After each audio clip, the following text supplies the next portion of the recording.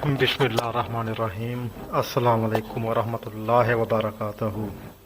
प्यारे नाजरीन, आज हम जंग जमल के बारे में आपके साथ मालूमात शेयर करेंगे।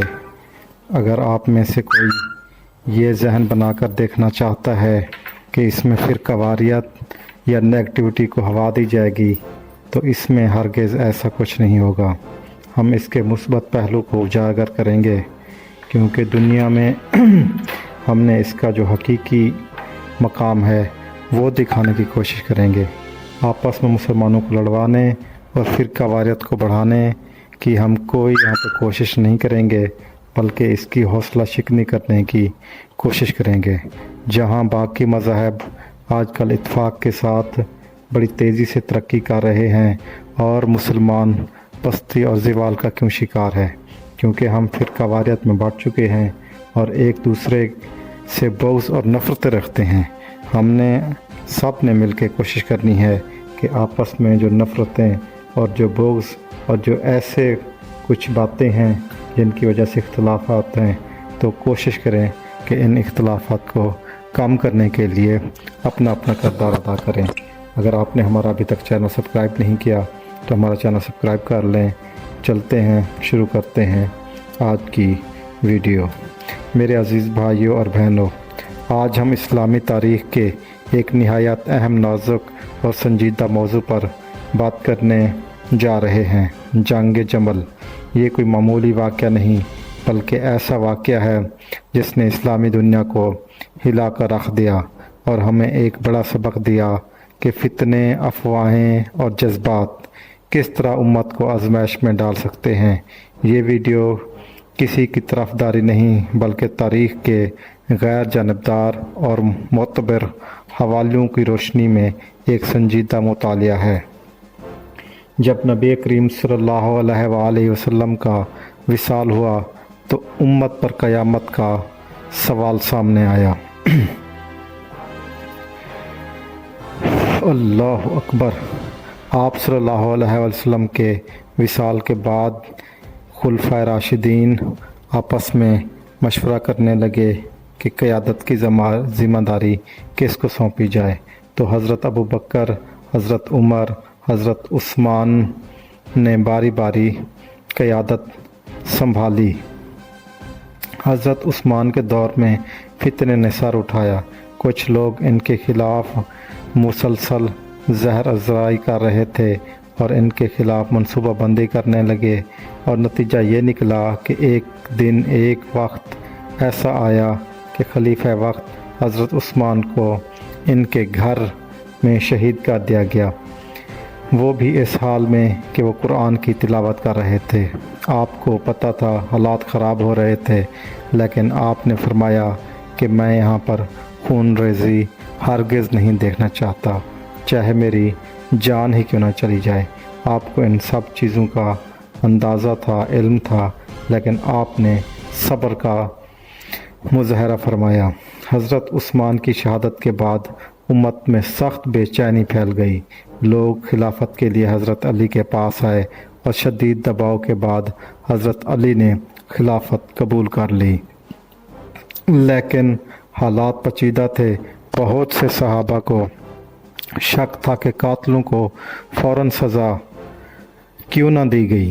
इन्हीं में हज़रत आयशा, हज़रत तलहा और हज़रत ज़ुबैर रज़ियल्लाहु तआला अन्हु शामिल थे।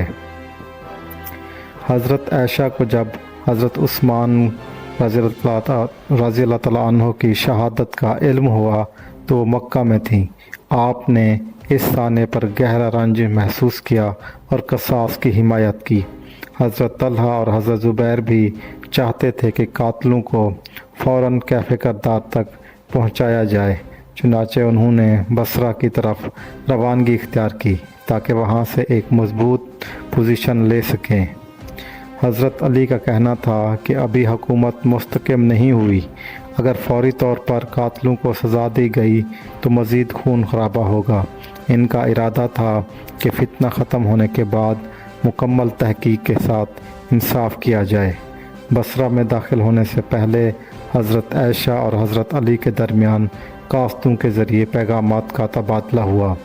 دونوں طرف صلح کی نیت تھی، لیکن فتنہ پرور عناصر نے موقع کا فائدہ اٹھایا۔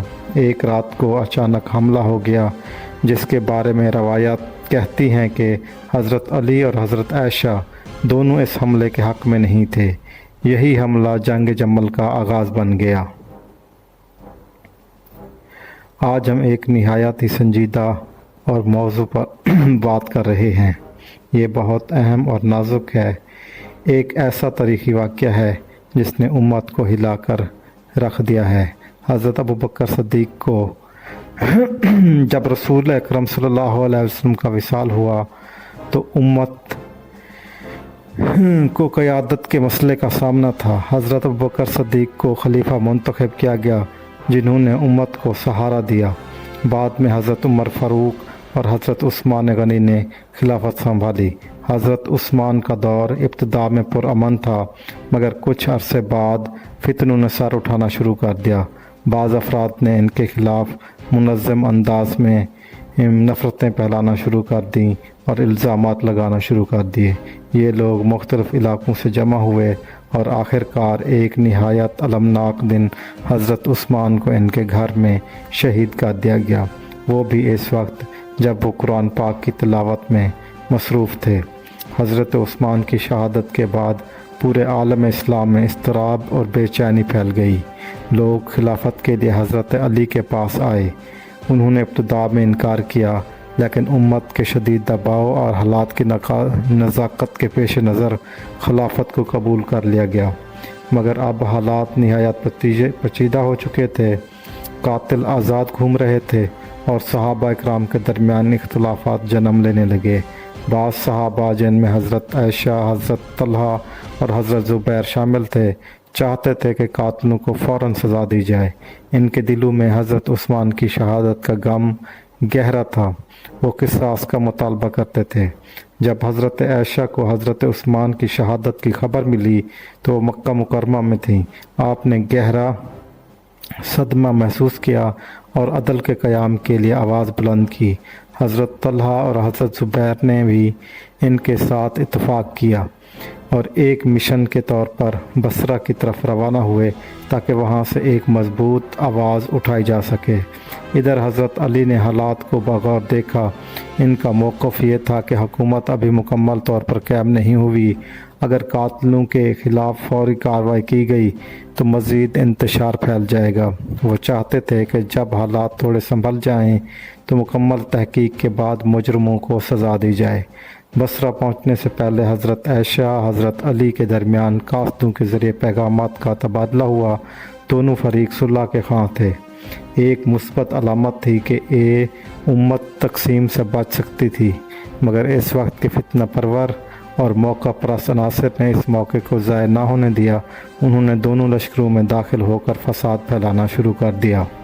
روایت کے مطابق ایک رات اچانک ایک حملہ کر دیا گیا۔ دونوں طرف کے افراد حیران رہ گئے۔